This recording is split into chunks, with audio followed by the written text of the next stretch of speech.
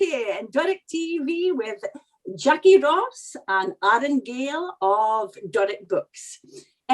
Jackie, first of all, you're a Lumphanan quine. I am indeed, Jill. Tell us, where in the universe is Lumphanan? Well, Jill, Lumphanan is a centre of the universe, I'll have you know. Aye. It's nae far frae a bine. Most folk have heard of a bine or Bankery, about 30 mile north south west of Aberdeen. And Lumphanan is famous for Macbeth, because the real King Macbeth of Scotland was killed just down the road from me. And witches, because there was more witches in Lumphanan than you could poke a stick at. And my favourite of all, Peter Williamson, because this wee loon inspired the book Kidnapped by Robert Louis Stevenson. And Peter Williamson was born on our farm. So I could go on and on and on, but I better stop now, Jill, because we'll run out of time. Jackie, okay, right, swiftly on to Arron. Arron, can you beat that, Arron? Where do you hail fae, Arron? I definitely can't beat that, Jill. No, I've really learned something there listening to Jackie. I'm from Huntly. I live in Huntly, but I'm from all over the northeast. Growing up, I lived in Inverurie, Oldray, Keith, and I lived in Aberdeen for quite some time as well, in Fochabers, which I think we'll hear a wee bit about later on. So it's coming from all over the northeast, I've really had quite a good chance to see the very slight differences in Doric culture and language, kind of going from tune to tune, if you like. Tune to tune, I like that. So you've been all over the northeast. Well, yeah, I suppose all over a patch of the northeast, I could say, yeah. So that's like I say, it's just given an idea of the very slight differences that you hear in Doric words and culture. Perfect. Now, tell us about, we're back to Jackie now. Jackie, tell us a bit about Doric Books. What is Doric Books, Jackie? Well, Jill, we're awful excited about Doric Books. Arron and myself have got together and we're setting up this publishing house, especially for Doric books. And Arron will tell you about how we got going, really, because it all came from a book that he has written. But our passion is to get Doric down in writing, because only language needs to have a written component for it to really thrive and sustain itself in this day and age. Again, we're a text-driven society, so we need our language to be written down, and we need a bairns to see it written down. So that's why Doric Books come into being. And Arron can tell you about his book and how that kind of got us going in an unexpected way. Do tell, Arron. Well, it started, but we don't really speak too much Doric in my house. And so I was just a little bit worried that my daughter living in Huntly might grow up and not really be able to understand much of the language that's being spoken around about her. So I thought I would tackle this by writing a book in Doric, because although we don't speak it in the house, my grandparents were very thick Doric speakers. They would hear it quite a lot well, it's all you would hear if you went to their house. So you kind of had to adapt or you didn't understand them. So I wrote this book based on Old MacDonald Had a Farm, called Al MacDonald Had a Farm, because I thought that would be quite a good way to introduce Doric and introduce, because the way the story goes, Al MacDonald goes around the farm meeting all the different animals, and so you get to learn the Doric names for the different animals, and there's just a little bit of text about what he's doing. He's quite an eccentric farmer, so it's hopefully fun for the kids as well as educational. And then in the back of our book as well, there's also a glossary that translates every Doric word into English, so that people who maybe are looking to learn Doric, it could be a good sort of first stepping stone to that. So I wrote this book, and I sent it off to a publishing company that deals in Scots, mostly Scots. And while I got really, really good feedback on the book, I think the general consensus that it's quite difficult to get something published in Doric. I think that because they think the market is probably quite small, there's lots and lots of Doric material that's probably really quite good that goes unpublished. And so I sent Al MacDonald to the Elphinstone Institute and also to the Doric board just to sort of get any feedback. And the Doric board very kindly offered me a grant to get it printed. And from there, Jackie got in touch because she works at the Elphinstone Institute. And from there, Jackie and I just had Zoom conversations every Friday. And since then, Doric Books is born, sort of thing. So I would just say, Jill, we should give you a plug, really, because unbeknownst to you, you had a wee inspiration in there. Because I mind hearing you once speaking about a need for TV in Doric, and nobody was doing it, so you just got up and you did it yourself. And when I was speaking with Arron, you know, if it come through was it's awful hard to get published in Doric. And I just had that wee voice said, well, if nobody's going to do it, we better. So there you go. You inspired us to get up off our bahookies and get on with it. Well, that's how we can do Jackie and Arron, is do it ourselves. If it's not been done before and nobody else is going to do it, well, you've got to do it yourself. And I think that's the kind of get up and go that there is in Aberdeenshire. It's come from our past. It's come from our past, and you know, and that in fact has inspired me and kept me crunking away. Right, okay, right. Where do you hope? What's your dreams and what is your dreams for Doric Books? Come on. Feel them out. Oh, well, we're dreaming big. We're going to conquer a hell of the Northeast, a hell of the world, Jill. Because we actually do believe there's folk interested in Scots language all over the world. And I ken that because I was doing some Doric classes with the Elphinstone Institute, and we had folk from South America, Canada, Italy, Brazil, just amazing. So folk have it's a language, and folk that are interested in languages are interested in our language as much as any other. So we're conquering the world with Doric Books.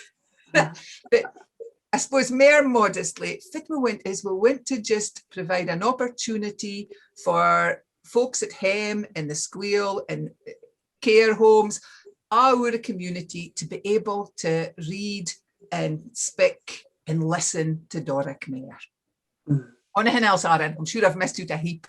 Well, no. I just think we've decided we are aware that the market is quite small, and we're definitely looking to go as big as possible. But we are realistic as well, and so we decided to set up as a CIC, a community interest company.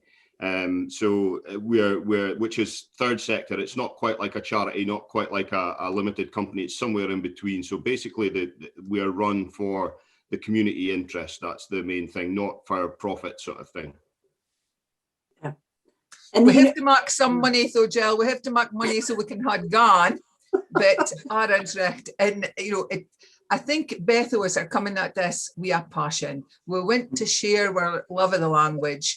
And so we're not only going to publish books, we're going out into the community, and Arron will do author readings, and I'm a storyteller, so I'll be doing storytelling. We've got Sheena Blackhall on board with us and Joe Gilbert, and they'll do poetry. So it'll be a sort of interactive thing. It's more than just putting the books out, although that's awful important. Yeah, it's twofold. It's something that's not been done before. As you say, Doric, we need to get it more exposed out there, and especially written down so folk can buy books in Doric and get, that. And that's indeed what keeps any language going, is books.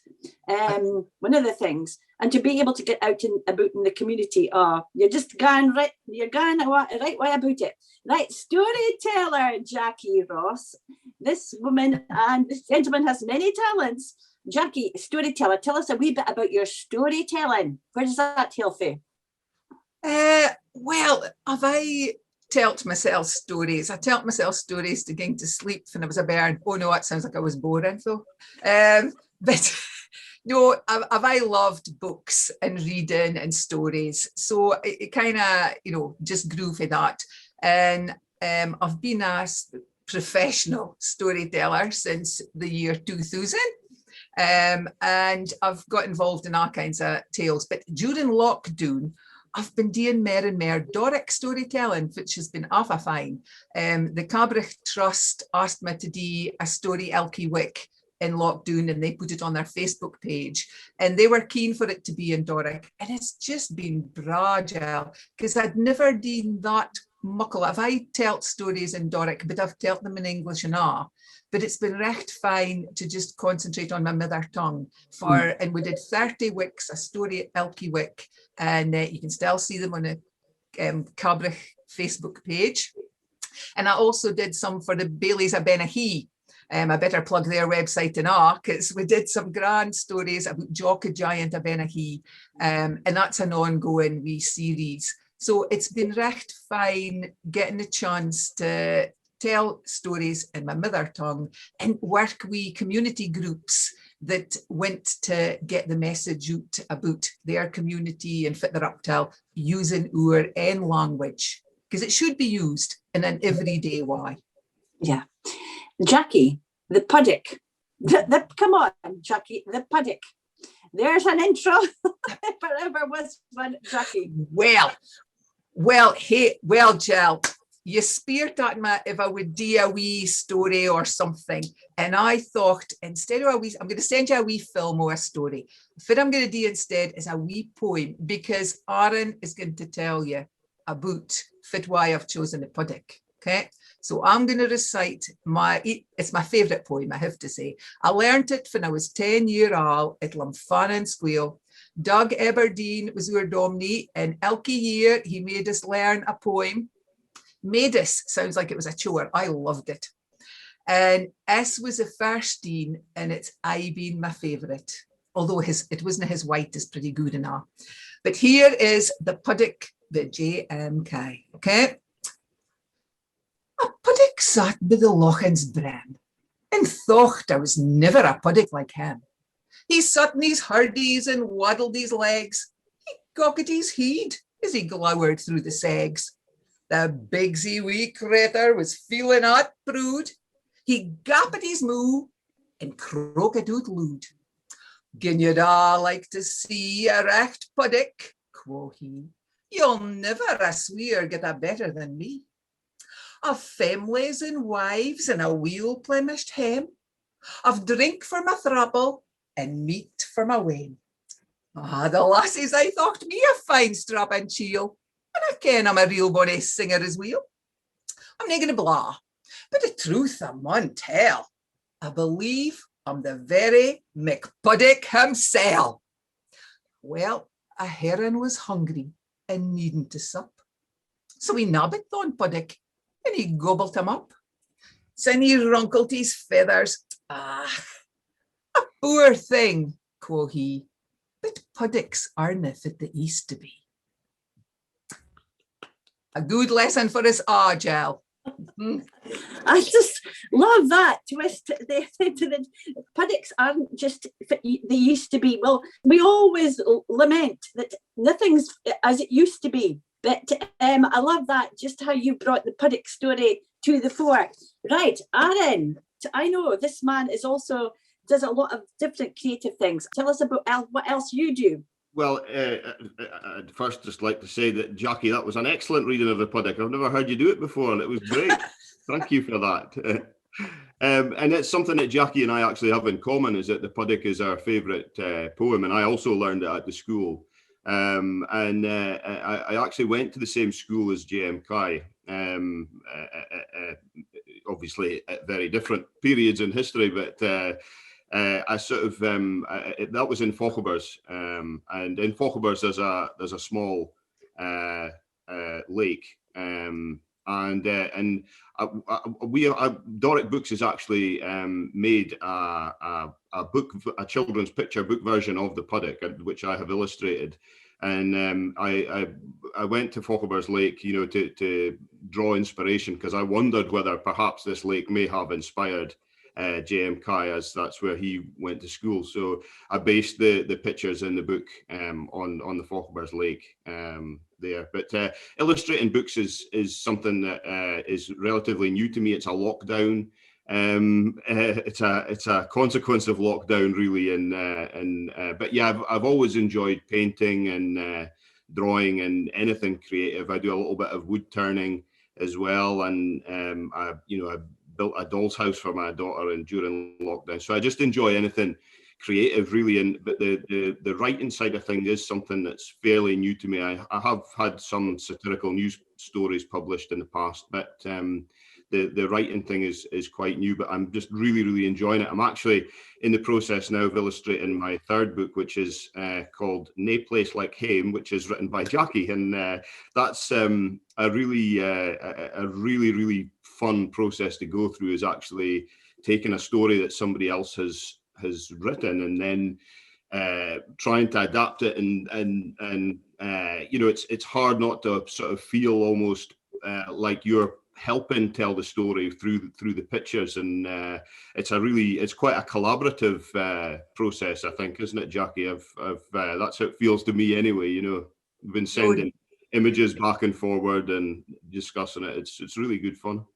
Yeah, and I think a lot of, as hard as this pandemic has been, it has given people a time to reflect, to think, to recreate themselves. And I think this is one of the positive things I think we've got to take from this lockdown, and to be able to move forward with, Doric Books. I just think this is absolutely brilliant, you two.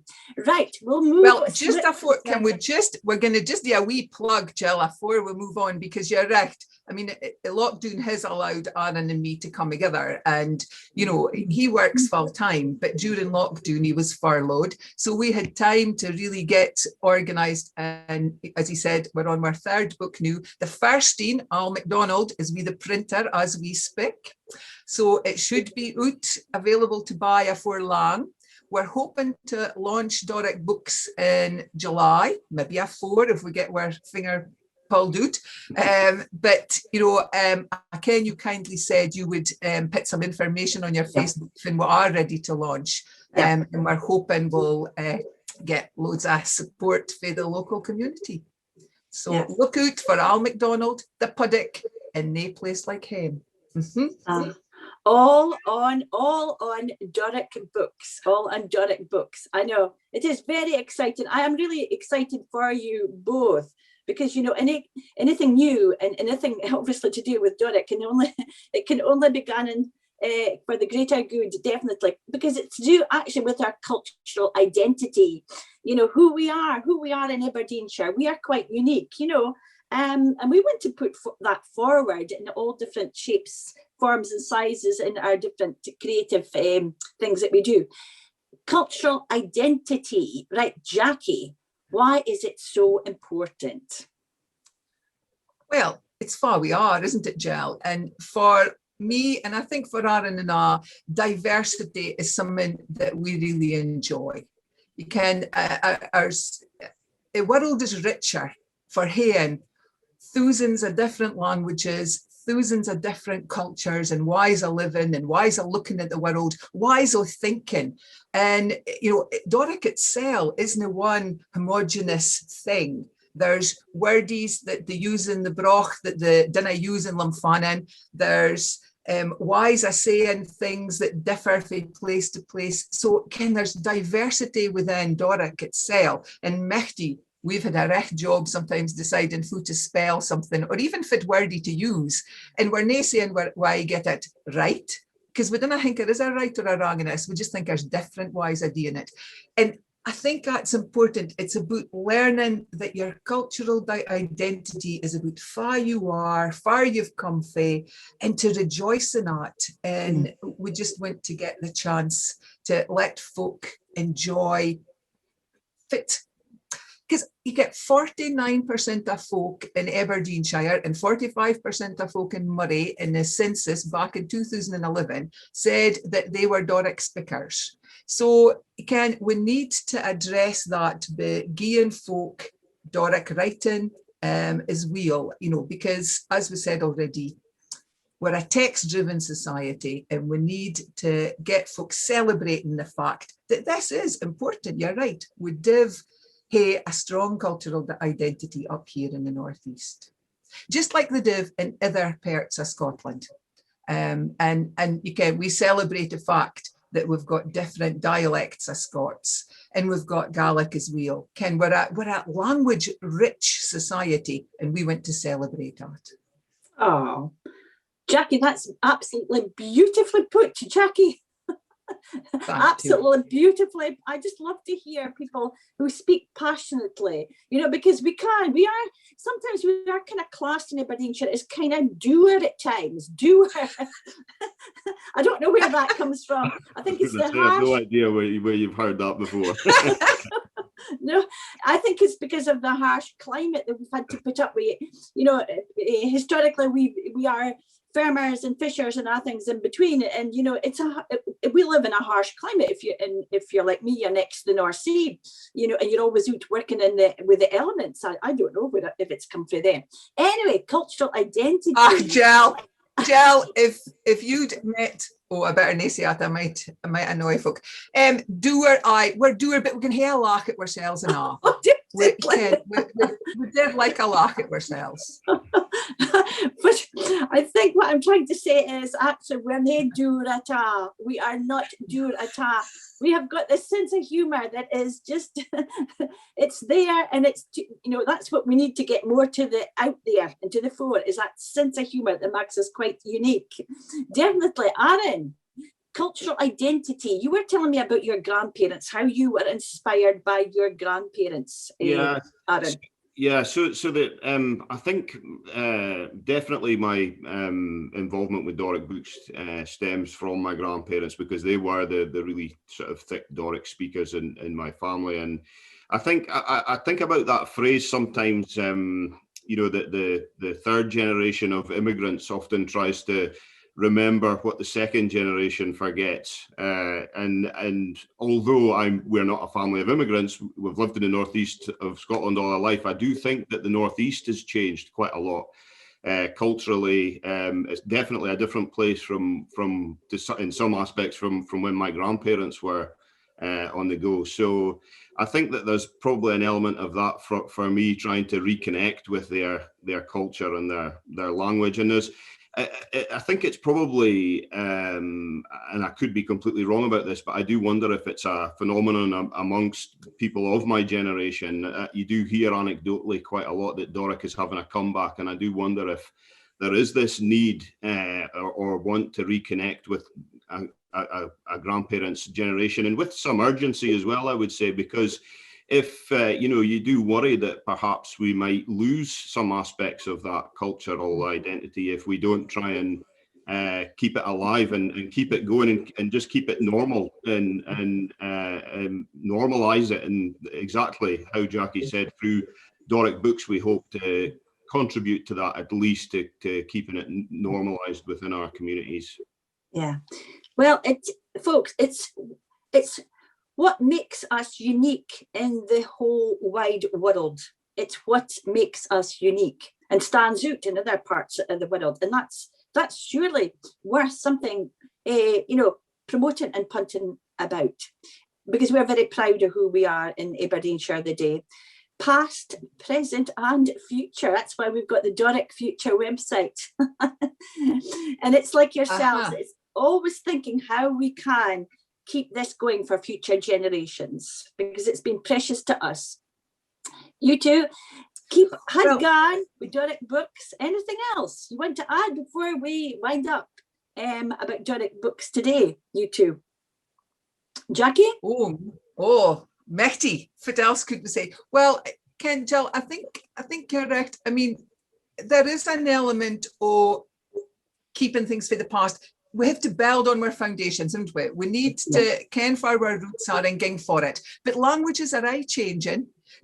Some wordies will be gone because we didn't need them on anymore. New wordies will come. So you can, and tend to think about language as something that's evolving, it's changing, and we're hoping at Doric Books will give that flavour or wordies that folk maybe didn't use so muckle a day, but that will maybe reintroduce some that folk have kind of forgotten about, go to the habit of speaking and might think, that's worth hanging on till.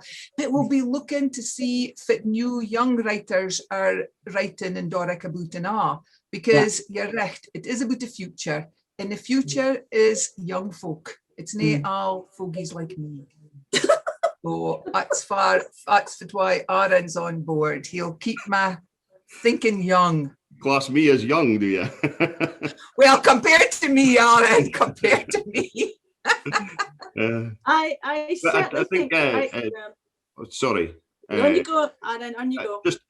I agree with what Jackie's saying. When you think about new generations of Doric speakers, you just need to look on social media, on Facebook and places like that. You see Doric being used, and you see it being used in different ways, from which I would imagine my grandparents, had they used social media, would write different words in different ways. And I think Jackie's hit the nail on the head with the evolution aspect of Doric. It's alive and well on social media, and we at Doric Books, that's what we want to do, is sort of capture that and